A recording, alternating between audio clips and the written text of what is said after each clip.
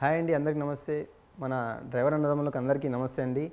ఈరోజు ఒక కొత్త టాపిక్ ఏంటంటే, మన వీడియో చూసి మనకు బ్రదర్ ఫోన్ చేసి మనకు అన్న ఈ ఈ కొన్ని ఇబ్బంది వల్ల నేను బయట చెప్పలేకపోతున్నాను, 100% నువ్వు ఈ వీడియోలో చెప్పాలన్నా అని మనకు రిక్వెస్ట్ చేసి మనం చెప్పడం జరుగుతుంది. అసలు టాపిక్ విన్నాక నాకు కూడా చాలా బాధ అనిపించింది. అంటే ఒక డ్రైవర్ని ఇంత చిన్న చూపు చూస్తారని నాకు కూడా అనిపించింది. అంటే నేను కూడా చూశాను లైవ్లో, కానీ వేరేలోకి కూడా ఇట్లా జరుగుతుందని మనకు కూడా ఒకరు చెప్పేదాకా తెలియలేదు. అది మీ అందరితో షేర్ చేద్దామని నేను ఈరోజు ఆ వీడియో తీస్తున్నాను. తప్పక అందరు లాస్ట్ వరకు వినండి. మీకు నచ్చితే లైక్ చేయండి, షేర్ చేయండి. మీకు దీని విషయంలో ఏదైనా టాపిక్ మీతో కూడా ఇట్లా జరిగి ఉంటే ఇట్లా కామెంట్లో మీరు కూడా షేర్ చేయండి. ఓకే, అయితే టాపిక్ ఏంటంటే, ఆ అబ్బాయి 4-5 ఇయర్స్ నుంచి ఓనర్ దగ్గర జాబ్ చేస్తున్నాడు, డ్రైవింగ్. మన డ్రైవర్ అన్నదమ్ములే. అయితే కోవిడ్ కన్నా ముందు ఈ మ్యాటర్ 4 ఇయర్స్ నుంచి చేస్తున్నాడు, అంతా బాగానే ఉంది. ఇయర్ ఇంక్రిమెంట్ అడిగితే మాత్రం అట్లా పెంచిండ్రు ఎంతో రిక్వెస్ట్ చేస్తే. ఓకే, ఎందుకంటే ఇయర్లీ కంపల్సరీ ఇంక్రిమెంట్ ఉండాలండి. ఏ జాబ్ అయినా సరే, డ్రైవర్ అని జాబ్ అంటలేను, మనం ఏ ఫీల్డ్లో జాబ్ చేసినా సరే ఇంక్రిమెంట్ కంపల్సరీ ఉండాలి. ఎందుకంటే మనం ఉన్న పొజిషన్లో బయట ఏదైతే రేట్లు పెరుగుతున్నాయో అందరికీ ఇంక్రిమెంట్ ఉండాల్సిందే. ఎందుకంటే ఇంక్రిమెంట్ ఉంటే మనం వేరే దగ్గర చేంజ్ కావాల్సిన అవసరం ఉండదు. అది ఇన్కేస్ మా డ్రైవర్లో దాంట్లో అన్నదమ్ములు అయినా సరే కంపల్సరీ. ఎందుకంటే డ్రైవింగ్ ఎంతో ఈజీగా అనుకుంటారు, కానీ అది అంత ఈజీ కాదు. అది డ్రైవింగ్ చేసేటోళ్ళకి మాత్రమే అర్థమవుతుంది. ఎందుకంటే ఎవరి జాబ్ వాళ్ళకి అర్థమవుతుంది. సరే, నేను మెయిన్ టాపిక్ వచ్చేస్తాను. అతను ఏమో ఏం జరిగింది అనేది ఏం లేదండి. 4 ఇయర్స్ నుంచి అంతా బాగానే చేస్తున్నాడు, అంతా బాగానే ఉంది. వాళ్ళ పాపదో అబ్బాయిదో బర్త్డే ఉండే వాళ్ళ ఇంట్లో. వాళ్ళందరూ ఫంక్షన్స్ పిలిపించిండ్రు, అంత సెలబ్రేషన్ బాగా జరుగుతుంది, అంతా అయిపోయింది. ఫంక్షన్ అంతా అయిపోయాక మన డ్రైవర్ అన్నదమ్మునికి ఇన్విటేషన్ అప్పుడు ఇచ్చిండ్రు. అంతా అయిపోయినాక, ఫంక్షన్ అయిపోయినాక, అమ్మ పైకి వచ్చి కేక్ తీసుకోమ్మ తిందురా అని చెప్పేసి అప్పుడు పిలిచిండ్రు వాళ్ళు. సరే, మనోడు పోయిండు, లోపలికి వెళ్ళిండు. ఆయన బెల్లు కొట్టంగానే ఆ ప్లేట్ పట్టుకొచ్చి చక్కగా గుమ్మం కాడ ఇచ్చేసిండ్రంట. అది ఎంత గలీజ్ చెప్పండి.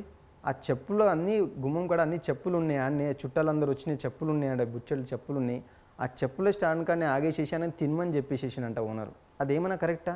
మళ్ళీ వాళ్ళ భార్య భర్తలు సాఫ్ట్వేర్ జాబ్ చేసేటోళ్ళు.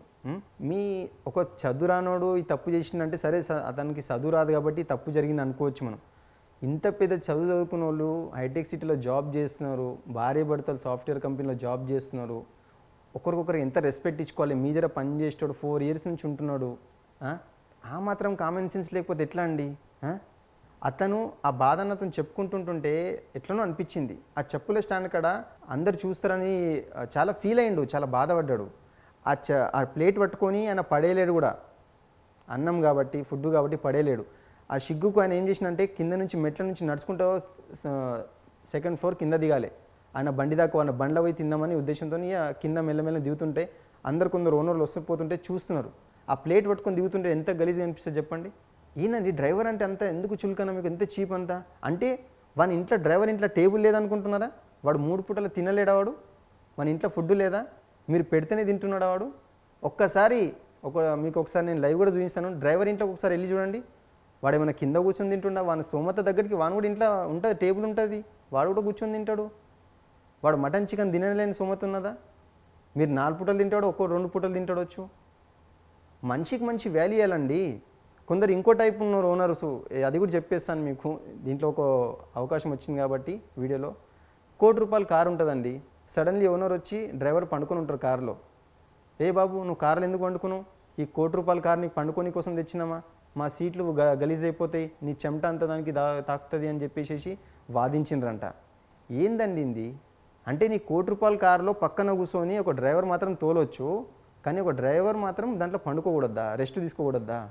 అయితే ఆ డ్రైవర్ ఫుడ్ కాడికి వస్తే మాత్రం ఆయన కార్ కిందికి పోయి కూర్చొని బానట్ కాడ పెట్టుకొని తింటుంటుంటే చాలా బాధగా తిన్నాడు ఆ ఫుడ్. అది పడేయలేడు. అరే, మీరు అనుకుంటే లోపలికి పిలిపించి ఏముందండి, సరే మీకు చుట్టాలు ముంగట డ్రైవర్ని పెట్టని కోసం అంత ఫీలింగ్ అనిపిస్తే అందరు వెళ్ళాక పెట్టండి, లేదా అందరికన్నా ముందు పెట్టండి, తప్పేమున్నది? లేదా పెట్టకండి, అసలు ఎవరు పెట్టమంటున్నారు? కానీ అట్లా అంత ఇన్సల్ట్ చేసేది అవసరం లేదు కదా. పెట్టమనైతే ఎవరు అడుగుతలేరు, ఏ డ్రైవర్ మిమ్మల్ని ఫోర్స్ చేస్తలేరు మాకు ఫుడ్ పెట్టండి అనేది అంటలేరు కదా. మనకు అంత చులకనగా చూడడం ఎందుకు? ఆ బాధ జరిగేటోళ్ళపైనే తెలుస్తుంది. కాబట్టి దయచేసి ప్లీజ్ ఈ వీడియో చూసిన వాళ్ళందరూ ఓనర్కి దయచేసి నా మాటలకి ఇట్లా ఎవరికైనా తప్పుగా అనిపిస్తే క్షమించండి, ఓనర్లకు స్పెషల్లీ. ఎందుకంటే ఇలాంటి పని చేయొద్దనే ఈ వీడియోలో మీకు నేను రిక్వెస్ట్గా కోరుకుంటున్నాను.